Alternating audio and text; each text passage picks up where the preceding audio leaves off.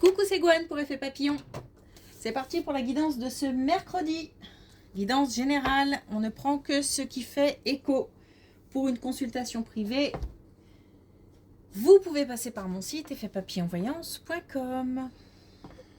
On va commencer par tirer une carte de l'oracle des rêves, une déconnexion spirituelle pour la tendance des énergies de ce mercredi. En attendant, il s'agit d'évacuer les petites contrariétés. J'entends communiquer, donc je pense que il faut pouvoir se soulager par rapport à des non-dits. Rien de grave, mais des choses qui restent dans la tête et qui occupent les pensées, qui prennent de la place. Et on peut, alors facilement, en tous les cas, on peut tenter de les évacuer. Ça passe visiblement par la communication.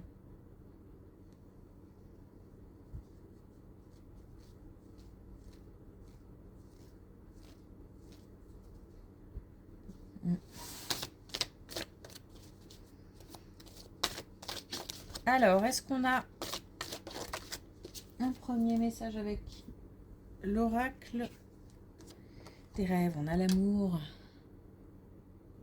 Un lien unique qui nous relie au monde. Donc faire preuve de bienveillance, d'amour. On peut recevoir aussi de l'amour. L'amour des proches, l'amour au sein d'un couple, l'amour familial.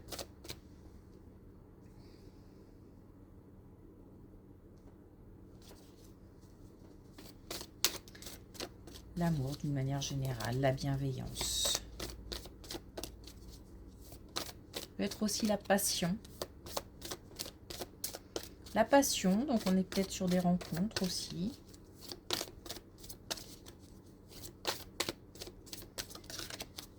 Alors, est-ce qu'on a un autre message avec l'oracle des connexions spirituelles?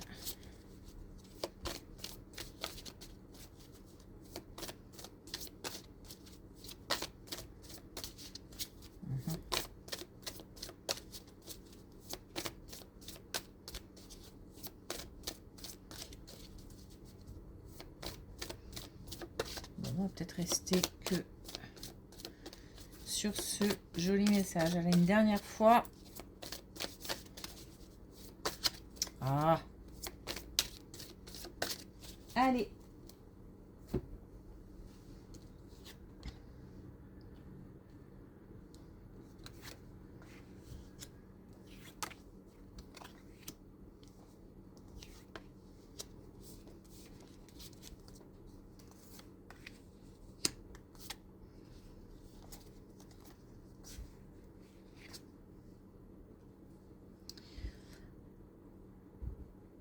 Alors, on a au sein d'un couple, l'un des deux, ou peut-être parle-t-on du couple, qui justement tente d'évacuer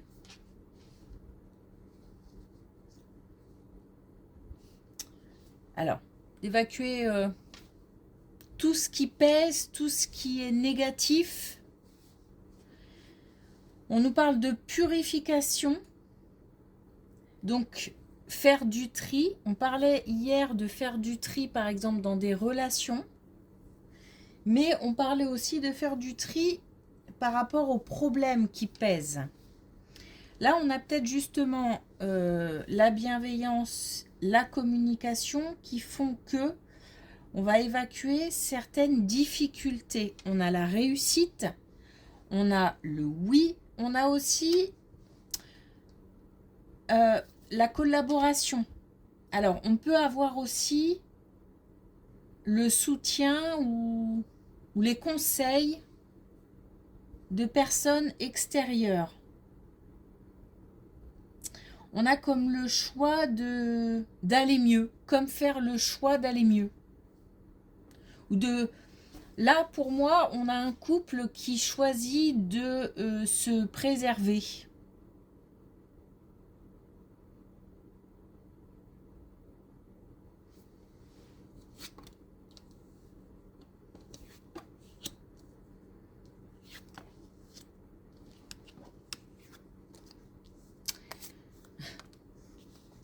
C'est marrant.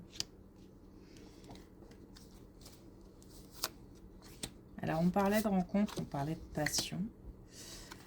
On a les deux ici. C'est fou quand même. On a la rencontre et la passion. On nous parle de sortir d'un isolement, de sortir d'une solitude. On nous parle de communication qui permettent de sortir de cette solitude. Alors, à la fois, on a une certaine... comment je peux dire ça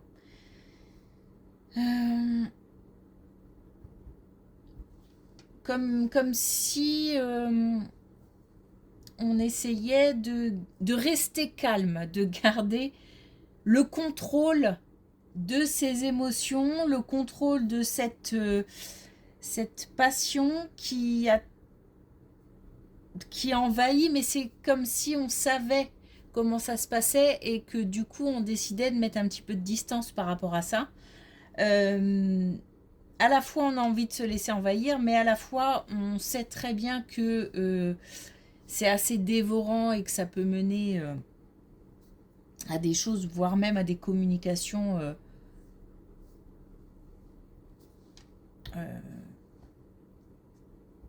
comment dire, très... J'ai pas le mot, mais voilà, très très peut-être vive, est-ce que je peux dire ça? En tout cas, on ne dit pas non.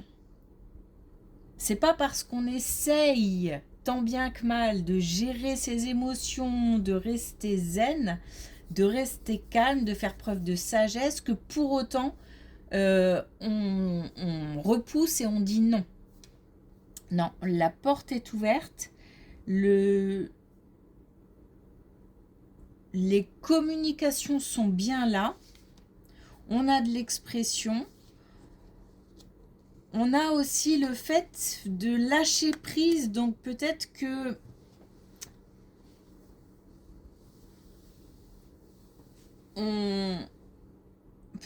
justement le fait de vouloir faire preuve de sagesse, pour certains, ça donne envie de fermer des portes. Mais on nous dit que non, on peut faire preuve, voilà, essayer de rester zen, mais en parallèle, continuer les communications, continuer, pousser la rencontre. Parce que c'est ce qu'on nous dit. On nous dit aussi de poser des intentions.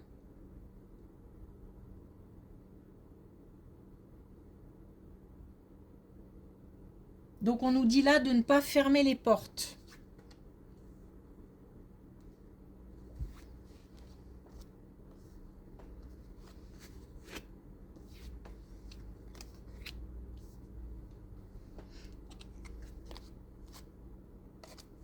On nous parle encore de... Alors, on nous parle du travail et on nous parle encore d'un changement au travail, voire d'un déménagement, alors ou d'un déplacement. On peut avoir un grand changement, un changement important, on peut avoir un déménagement, mais on peut aussi tout simplement avoir un déplacement. On nous parle du travail, d'un exercice professionnel, on nous parle d'un changement, d'une évolution, de quelque chose qui bouge. On nous dit de rester zen, ou alors que la situation va nous permettre... Alors, soit effectivement la situation elle est contrariante et on nous dit de rester calme, on nous dit qu'on peut faire preuve de sérénité, soit les conditions seront réunies pour que tout se passe en douceur. J'ai l'impression, moi, que tout se passe en douceur. On va vers quelque chose qui tient à cœur, quelque chose de plus peut-être en rapport avec ce qu'on aime, ce qu'on veut, nos valeurs peut-être.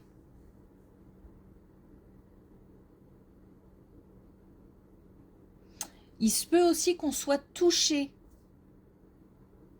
par quelqu'un, touché par une activité. Il y a en tous les cas quelque chose qui prend le cœur. Et c'est positif.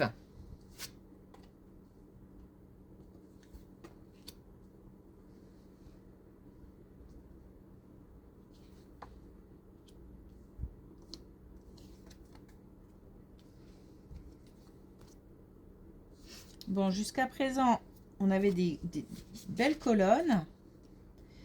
Là, on a une colonne un peu plus sombre. On nous parle de tristesse, de blessure.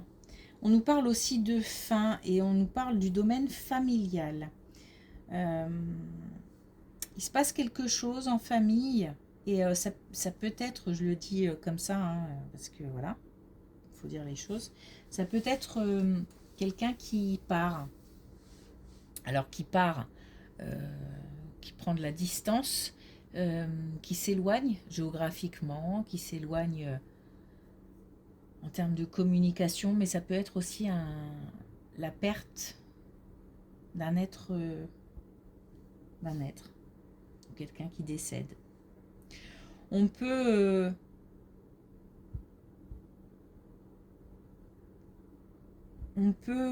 enfin, les émotions sont vives.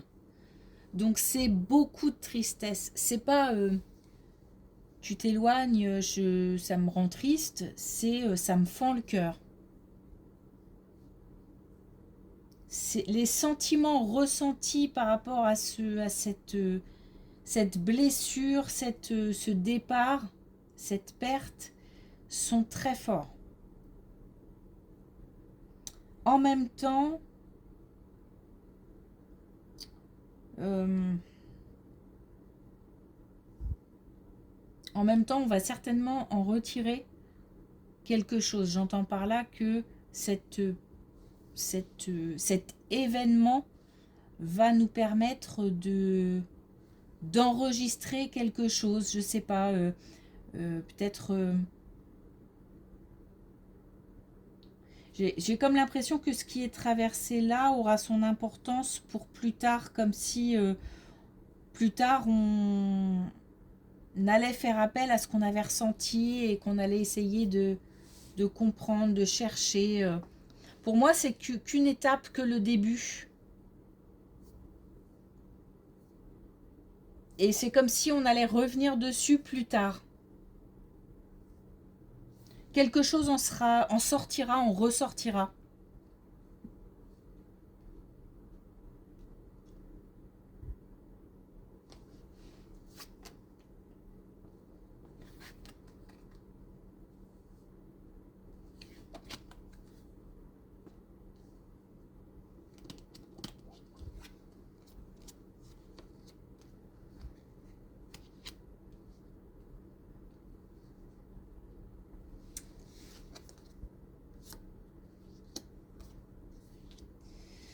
Bon, et puis on a aussi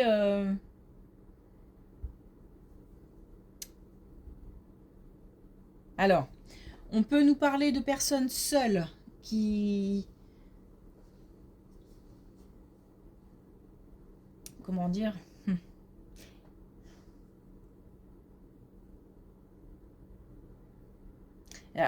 pardon, je demande juste si c'est cette solitude, si c'est quelqu'un au sein d'un couple qui se sent seul. Parce que j'ai l'impression, il y a un sentiment d'abandon, il y a un sentiment de solitude. C'est comme si ça touchait plusieurs personnes, mais chacun ressent des choses très particulières. On a peut-être un couple où on a clairement une tromperie. Et ce sentiment de solitude, c'est aussi bien pour celui, celle qui trompe, que pour celui qui est trompé. Et en fait, il y a des non-dits, il y a des choses qui pèsent. Il y a des choses qui pèsent, il y a des choses à avouer, des choses à aller chercher. Il se peut qu'on fasse appel à plusieurs personnes pour essayer de démêler le vrai du faux. On a clairement une situation de tromperie là, hein, au sein d'un couple, qui n'est pas le même que le premier, là, dont on parlait.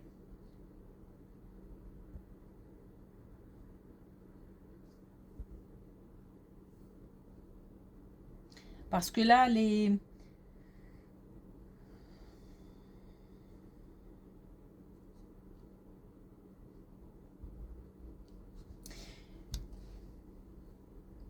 là, ça peut mener vraiment à des choses. Là, on a un couple qui a envie d'avancer, qui a envie de purifier, on va dire de nettoyer la situation. Là, on n'en est pas encore là. Là, on en est encore dans chacun de son côté.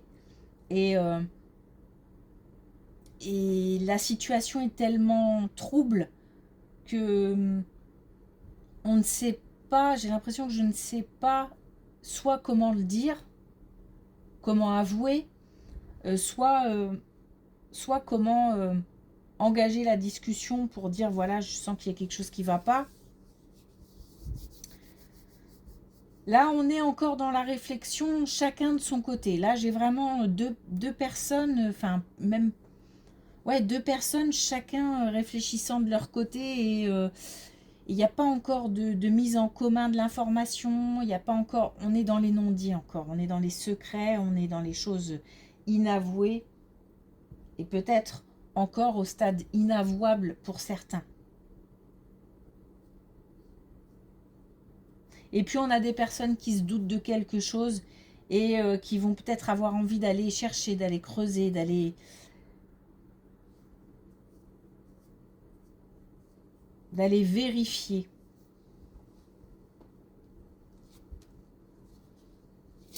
Alors,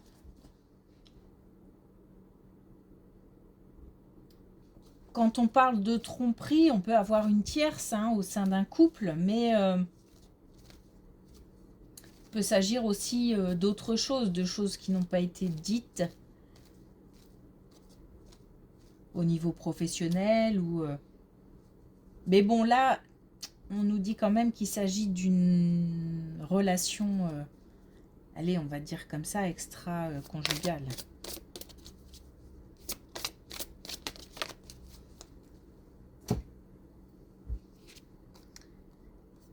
On a la même qu'hier. Alors, je me laisse bercer vers les rivages de mon enfance. Là, on a un retour à soi. Il s'agit de se tourner un petit peu vers ce qu'on ressent, de se laisser porter par ses émotions. Là, on essaye de contrôler clairement des émotions. On nous dit de se laisser porter.